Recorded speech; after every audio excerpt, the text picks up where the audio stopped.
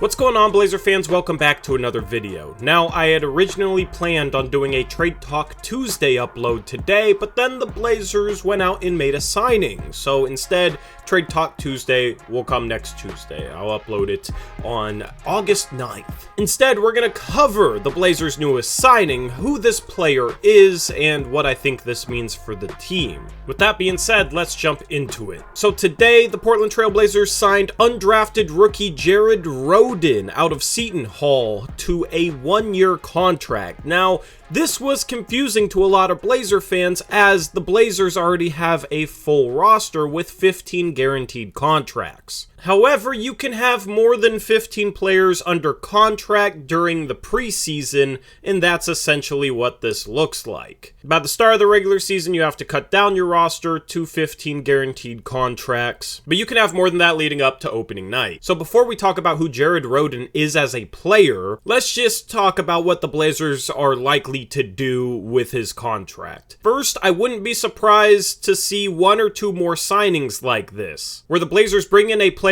under a one-year non-guaranteed contract, which is what this is. The Blazers can cut him and not owe him anything, and then have players battle it out in training camp. The Blazers did this last year with Marquise Chris, Patrick Patterson, and Dennis Smith Jr., but that was for the 15th and final roster spot. As I said, that's already been filled, so I think it'll be a training camp battle for the last two-way spot. That's the only spot the Blazers have left open, and you can bring players in under non-guaranteed one-year deals and then essentially convert that into a two-way contract. It's also possible that the Blazers ship out Didi Louzada with maybe some cash to another team just to get off his contract and have an open roster spot. I guess it's also possible that they cut Didi Louzada. However, I don't think that's all that likely given that the Blazers might try and duck the tax again this year, and cutting Didi Louzada would make that harder to do so. So when looking at this signing and looking at potential future signings,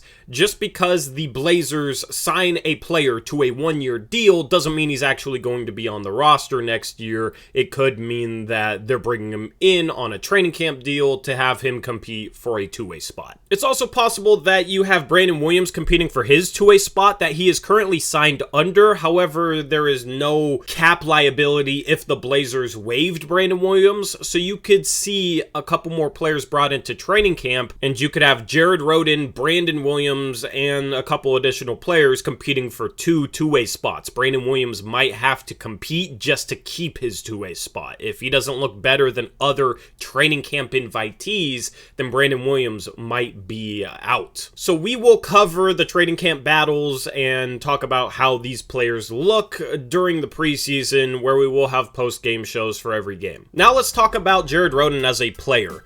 It's funny because Shams was the one who broke the news, and he called Rhoden a guard, and Blazer fans freaked out because, oh my goodness, it's another guard. That's becoming a trigger word for Blazers fans, it seems, and I can't entirely blame them. However, when you look at Rhoden's measurables, it paints a different story. He is reportedly 6'6" with a 6'11" wingspan and an 8'8" standing reach, which means he has the size of an average small forward. If he's able to put on some strength, then maybe he can even guard some fours, but he definitely has the size of a small forward, so I don't think he's necessarily a guard. But regardless of what position you think he'll play, Rhoden fits the mold of the type of players that Joe Cronin has gone after this offseason, which are guys that are good defensive players that can also defend multiple positions. Now, Rhoden was a 4-year player at Seton Hall. He averaged 13 minutes per game his freshman year back in 2018-2019, so he was seeing some playing time as a freshman,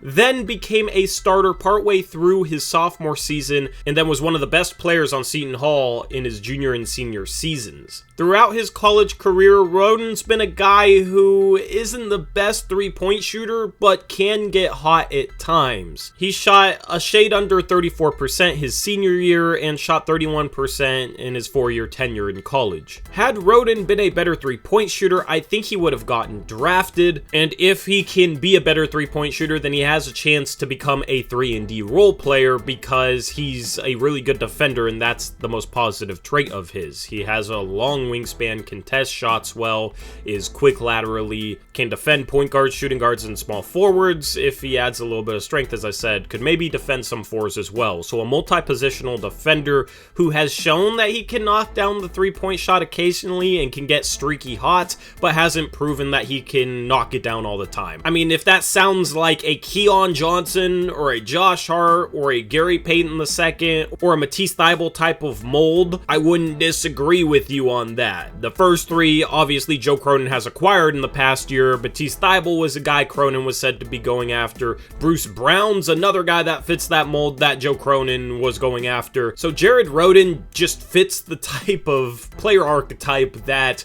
Joe Cronin has taken a major interest in since he became GM. Defensively, I think Rhoden will be a positive player. It's just the offensive end is where the question marks come in. He was a guy who scored a lot out of isolation at Seton Hall. However, I don't think that translates to the NBA simply because he doesn't have the ball handling or the burst or the consistent finishing ability to be much of a slasher, in my opinion. One of the biggest challenges in terms of projecting college players to the NBA is talking about how their game might translate from college to the NBA. Some guys can play the same way they did in college in the NBA and it'll work out for them. Some players do some things in college that just aren't possible for them to do at the NBA level, and Jared Rhoden's isolation scoring, I think, is part of that. Last year, he struggled finishing inside the arc. He only shot 41% from two. However, the 2 seasons before that, he was right around 51-52%. I think he forced a bit at times last year at Seton Hall, and given the fact that he did struggle to get by some guys off the dribble, but he'd still try and get to the rim and force up some finishes that he didn't finish too well, that explains the poor 2-point shooting percentage that he had his senior season last year. During his college career, he averaged more turnovers than assists.